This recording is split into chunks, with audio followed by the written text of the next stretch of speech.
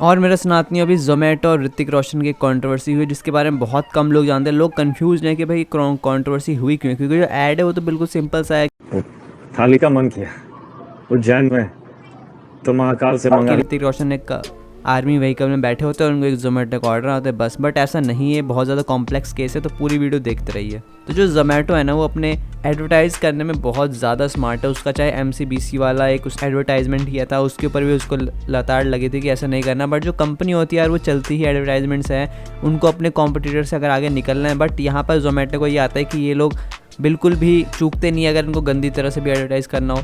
But इनके advertisement जो agency है जो भी कर रहा है वो काफ़ी ज़्यादा स्मार्ट है। तो अभी जो ऋतिक रोशन वाली कंट्रोवर्सी है, उससे पहले आपको कुछ चीज़ें समझनी होंगी। अब आपको आर्टिफिशियल इंटेलिजेंस के बारे में पता ही होगा और आपको पता होगा कि कैसे जो आप अगर कभी अमेज़ॉन पे कुछ चीज़ सर्च करते हो कि यार मुझे जूते लेने हैं, तो आप जिस भी वेबसाइट पे जाते हो या फिर यूट्यूब पे जाते हो, तो मैक्सिमम ऐड आपको वैसे ही आते हैं कि यहाँ से जूते ले लो, वहाँ से जूते ले लो। तो ये सिस्टम होता है जहाँ से आपका जो डाटा होता है वो कंपनी के पास जाता है कि हाँ भाई ये बंदा है, इसकी एक उन सब की एक प्रोफाइल बनती है कि ये यहाँ रहता है, इसकी एज इतनी है, इसको ये जूते चाहिए, तो इसको ये वाले ऐड दिखाओ, दिखाते रहो, तो एक दिन आके खरीद लेगा। तो जोमेटो ने भी एक AI सिस्टम का यूज़ किया कि मान लीजिए अगर आप लोग जयपुर में रहते हैं और जयपुर में एक मिठाई वाला है जिसका नाम है जयपुर स्टोर और वो बहुत ज़्यादा फेमस है, तो अगर आप उस एरिया में रहते हो तो वहाँ पर मैसेज आएगा कि चिली पनीर का मन किया मोतिहारी में तो अन्नपूर्णा से मंगा लिया, महाकाल से मंगा लो। तो ये सिंपल सा केस था, बट लोगों को बहुत ज़्यादा कन्फ्यूजन हुई कि बायकॉट हो क्यों रहा है।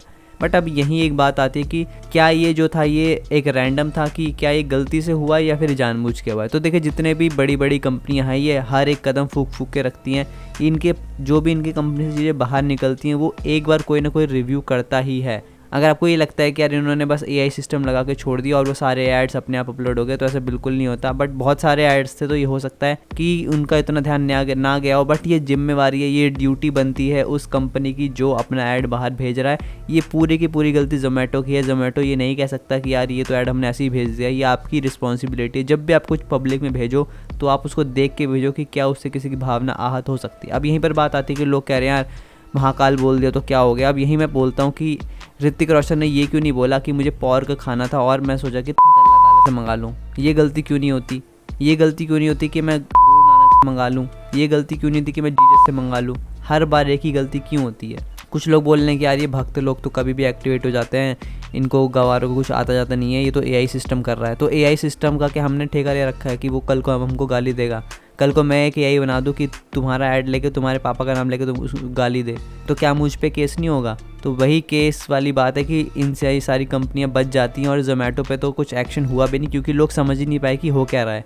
क्योंकि जो ऐड है वो तो उसमें कुछ भी नहीं है, लेकिन बाद में उसके ऊपर वॉइस ओवर AI ने करा है, वहाँ पर सारी गलती आती है। और ना ही ऋतिक रोशन को इसका बैकलैश झेलने को मिला क्योंकि बात चली गई और लोगों को पता ही नहीं चला कि भाई हुआ क्या। तो ये 100% गलती जोमेटो की और जोमेटो तीसरी चौथी बार ऐसी गलती कर रहा है।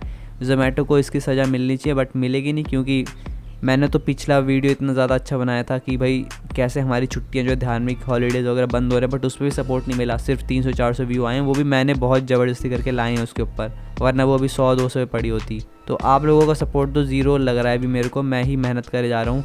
ऐसे कंटेंट में ना तो पैसा होता है और ना ही किसी तरह का सपोर्ट मिलता है, सिर्फ गालियाँ ही पड़ती हैं। तो अभी आपके ऊपर है, आपको हमेशा ही गाली खाते रहना इन सब से या फिर आगे आके कुछ करना है। अभी भी इनके अंदर इतना दम है कि ये लोग ऐसे भगवानों का नाम लेके, रेस्टोरेंट का नाम होता है भाई, कई रेस्टोरेंट का नाम होता है, बट इसका मतलब ये नहीं ना कि आप ऐसे लाखों की ऑडियंस को ये सब दिखाओ। और मुझे तो याद नहीं कि मैंने लास्ट बार कब महाकाल रेस्टोरेंट ऐसा नाम सुना हो, बट मुझे लगता है कि हो सकता है। इन्होंने एक और अन्नपूर्णा का भी करा। चलो अन्नपूर्णा वाला जो देव माता हैं उनके नाम से तो कई सारे फूड के हैं। तो आपका क्या रिव्यू है इसके ऊपर? शेयर, एटलीस्ट इसको तो शेयर करो, मतलब कुछ तो शर्म करो। तुम लोगों को शर्म भी नहीं आती। कमेंट वगैरह करके जाया करो, एंगेजमेंट बढ़ाओ थोड़ी, ताकि हमारी मेहनत सफल हो।